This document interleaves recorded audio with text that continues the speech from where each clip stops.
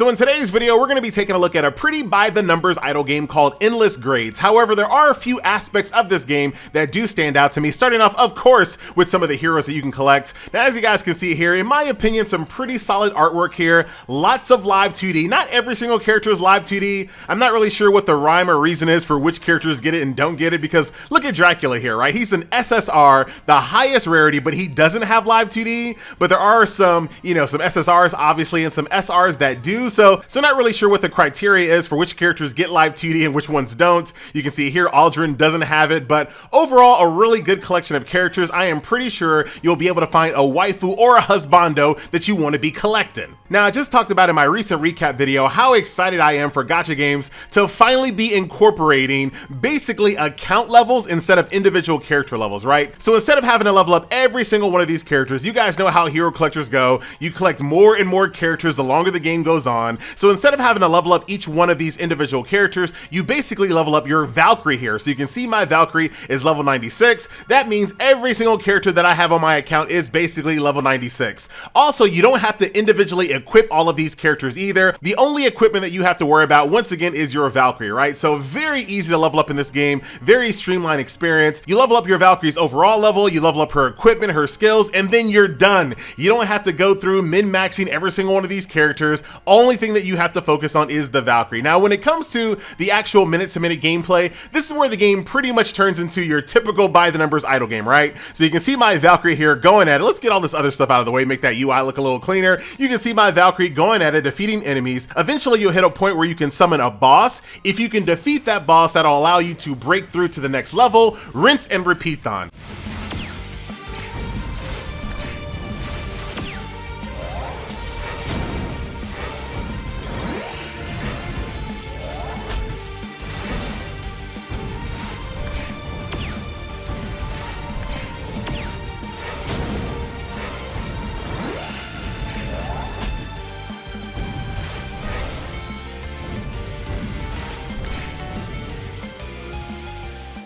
And there you go, that is combat here in Endless Grades, and then once again, you go right back to just kind of farming through these little, these trash mobs as you build up to the boss stage and do the same exact thing that I showed you just a second ago. But you don't have to sit here and look at the screen. Basically, the game will run in the background no matter what you're doing. So while we're letting our little Valkyrie farm some trash mobs for us, we're gonna go over here to the wilds to take a look at some of the auxiliary gameplay modes. You can see here, Fishing is coming soon, Realm is coming soon, and a gameplay mode called Xeno unlocks at stage 90. What I do have unlocked, once again, very by the numbers when it comes to idle game. You have your tried and true endless tower, defeat floors, get rewards, very straightforward. There's also a little bit of skip functionality here as well, so I'll go ahead and show you what that looks like. Hit skip, you're done, hit next floor. It still could be a little faster. I would prefer just to have like a continuous advance, especially when it comes to idle games like this, because even as streamlined as it is, it does get kind of tedious just sitting here, skip, next floor, skip, next floor, but at least there is an option to kind of blow through this a little faster than normal, right? Outside of your endless tower mode, of course, you also have arena. Once again, nothing too crazy here. Challenge someone that you think you have more power than. Oh my God, all you guys are really, really strong. We'll try to go for this team right over here. Same exact thing applies here. You can hit that skip functionality and keep it moving. Once again, I'm not gonna harp on this game too bad when it comes to quality of life, but in a situation like this, especially when it comes to PvP, I would prefer being able to just skip without even loading in, but that's just FG being a little greedy. And then last but not least, when it comes to the gameplay modes I have unlocked is Dungeon. Now this is a curious one. Now at first glance, it's very straightforward. This is where you can farm for gold, gems, and dragon glance, but the way they did it I find to be a little weird, so I'm gonna go ahead and just queue in here. Now, the game allows you to walk around in this RPG type of setting, but so far of the 8 stages that I've been able to go through, there's absolutely nothing on the stage except for the boss in question. Like, the only thing that you can explore and navigate is your way to the boss. So I don't know why they gave you the ability to move around when there's literally no point. I would much prefer them just to spawn me right in front of the boss, or spawn me into the boss fight like you see here, and just let me get on with it. But you do have to, once again, navigate to the boss before you can fight it. Oh my God, Jim King, calm down, dude. I might be able to do it though. Come on, Beth. I know one name. That's the character that you get for free. Her name is Beth, and she steps on people. But that's that. Those are all the different gameplay modes that you have access to. And then like I mentioned a little bit before, even while you're doing all of those different gameplay modes, your Valkyrie continues to farm through. You can see here now, I can go ahead and spawn a boss and I can fight this boss. But once again, I don't have to sit here and watch this. I'm gonna go over here to my chest and just start opening up chests here. Just like in a lot of these types of idle games, you're gonna get tons and tons of chests. So if you want like dopamine, this is the game for you. As you level up chests, you'll eventually hit milestone chests. They give you higher rarity chests as you move along. And of course, this is a gacha, so you do have your not tried and true, your gacha. Oh, I skipped the animation. Hold on, let's go back here. We'll do a full animation here so you can see that full summon animation play out. Ventriloquist. Also, this is going to be one of those types of gacha games where the characters don't have individual names for the most part. Most of them are just called like Frostwolf or, well, this guy has a name. I'm not going to try to say it though. We'll do a few more summons here. Faceless. You got the Seven Seas Conqueror, so you can kind of see how the naming convention is. Oh, hello, Wave Slayer. And I'm just going to go ahead and burn out all of my currency. Oh, we know why, FG. Hey, man, calm down, dude. Calm down.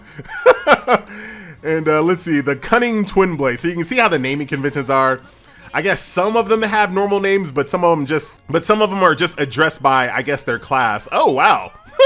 Calm down there, Clearheart. So those are all my summons there. On this screen, in addition to summoning, you have the market where you can buy goodies out of the shop. Very straightforward there. Blacksmith, which I haven't unlocked just yet. Something called Spirits, a Spring. On level 100 or stage 150, you'll unlock the guild. Monument is coming soon. A Codex is very straightforward. As you unlock characters, you'll get rewards for basically unlocking them. Carnival, dude, I can't stand this. I don't know why gacha game developers are so hell-bent on like adding like Carnival mini games to their gacha games. Like, what is the crossover between people that love RPGs and people that love these little Carnival mini games? Basically, what you have to do here is do a straight line and get all of the blue icons here as fast as you can. That's it. I never want to do this, but you can see there are a ton of these little minigame stages for whatever reason, and there's like diamonds hidden behind this, so you eventually have to do this, and this is one reason why I wouldn't play a game like this, because I know I'm not going to do this Carnival every day. I've already done it, what, 8 times, and what's up with that 1-star FG? Dude, good question. Wait, I think it's like that. What the? You know what? Let me get out of here real quick. No wonder you don't want to do it, FG. Hey, man, calm down.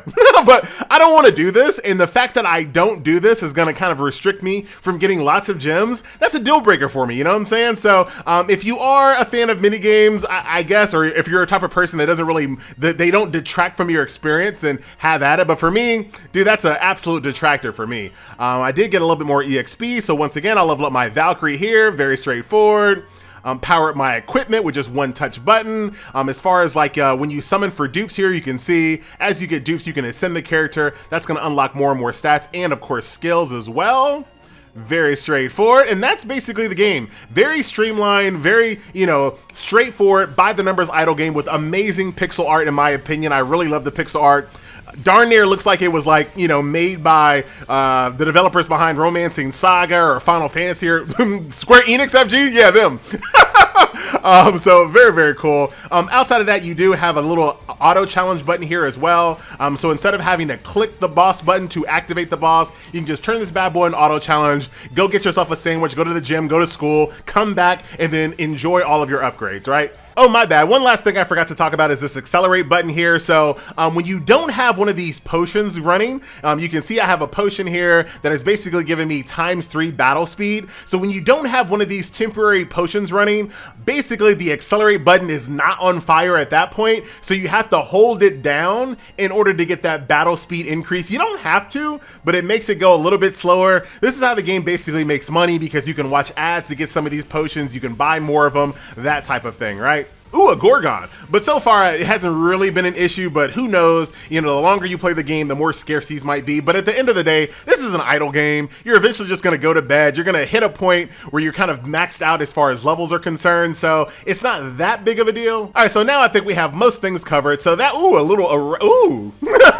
something just awakened in me. So I think we covered everything. That is Endless Grades. My name is FG, and I'll see you guys in the next video. I'm out.